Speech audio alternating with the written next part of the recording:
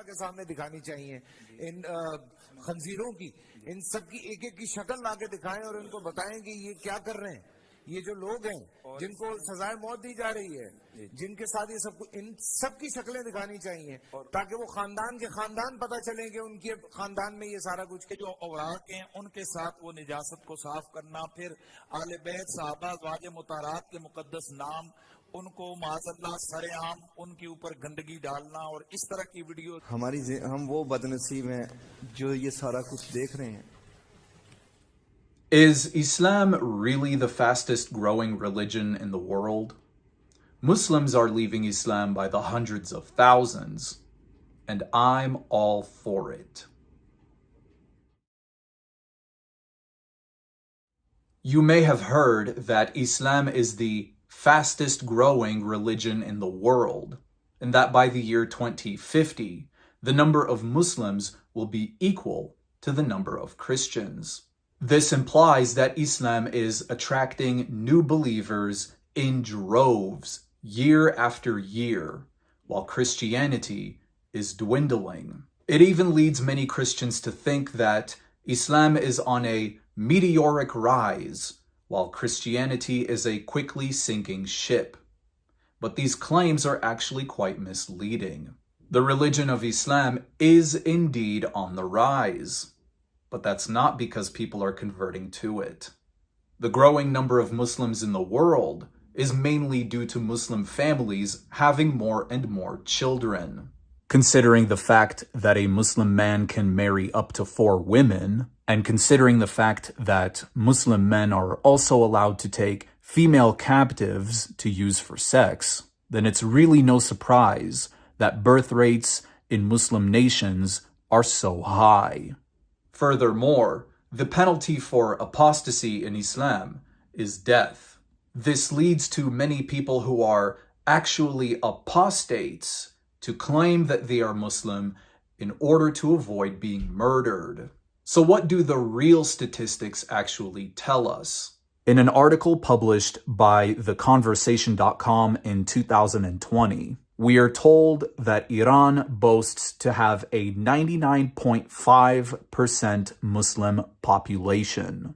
However, what Iran's census won't tell us is that only about 40% of its population comprises true, practicing Muslims.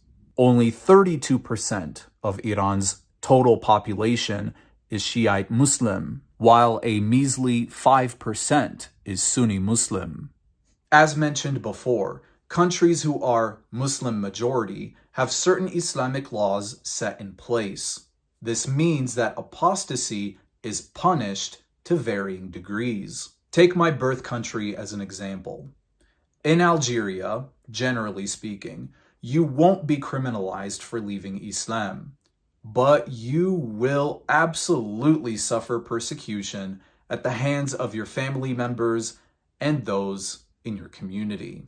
This more than likely includes death threats, something that I suffered myself.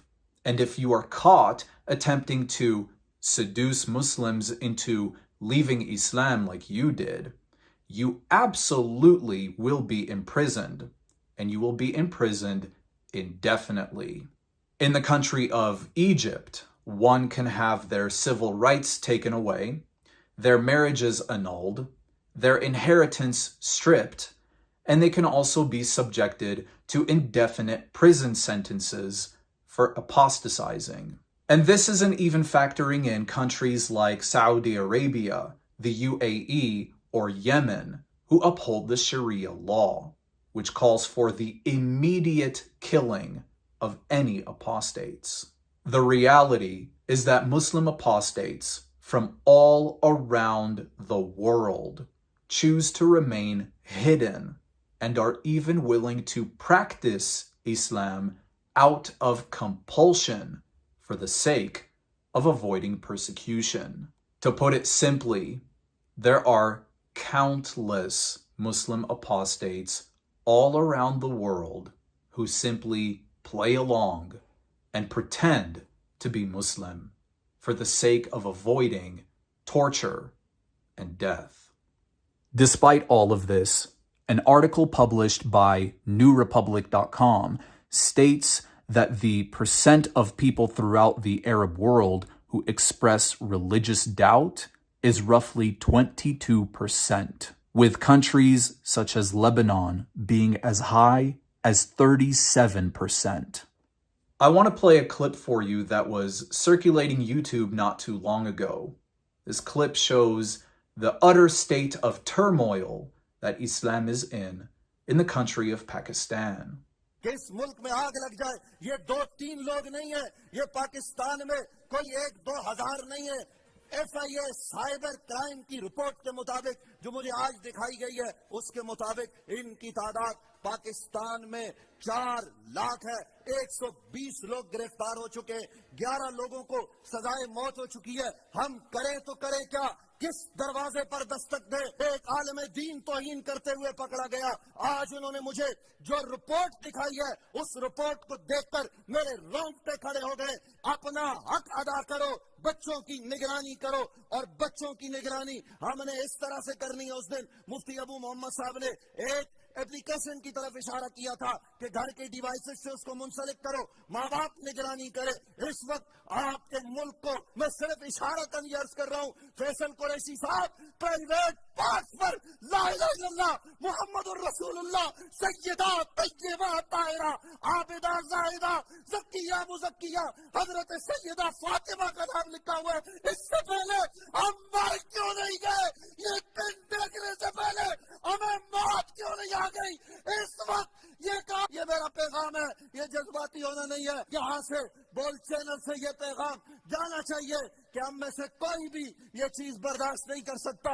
और हर एक Atheist professors lecturing in universities, Islamic scholars blaspheming the name of Allah and Muhammad, people using the pages of the Quran to wipe their own behinds.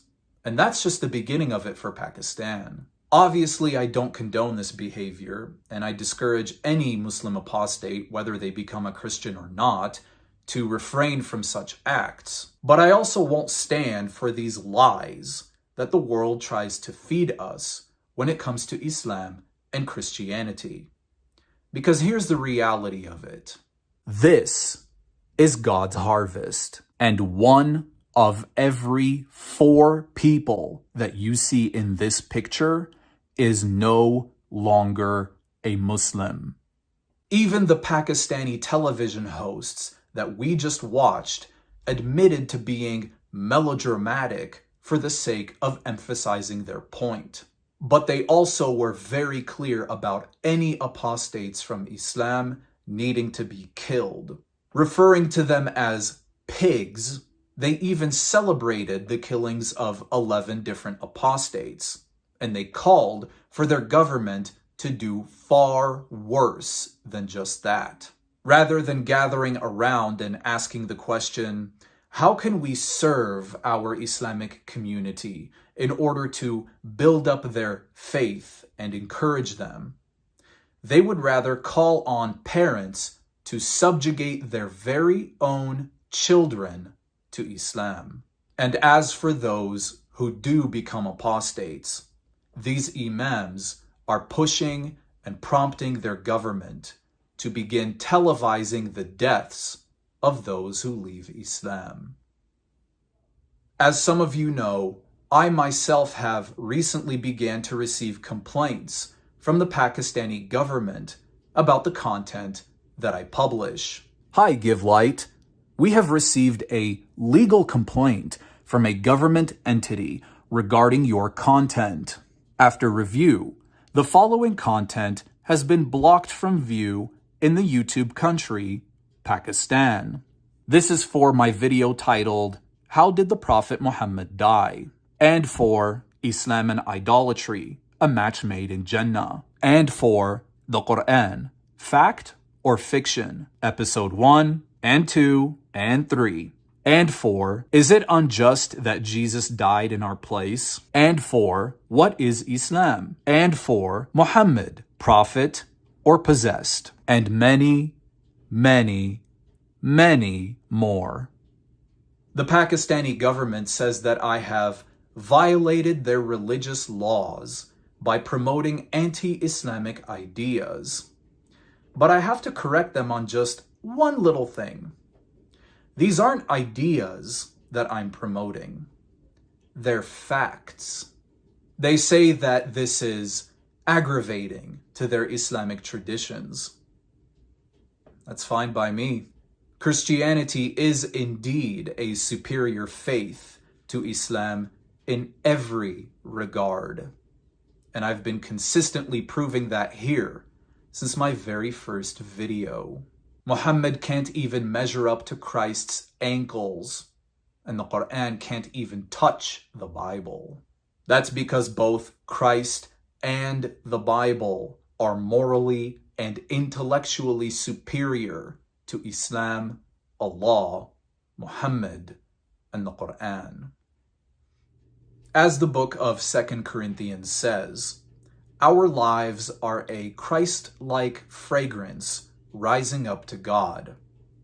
But this fragrance is perceived differently by those who are being saved and by those who are perishing.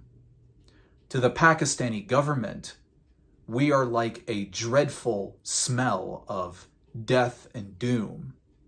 But to those who are being saved, we are a life-giving perfume. So while they desperately continue to try to find a cure for Islam's ungraceful apostasy, we Christians will continue to work the harvest.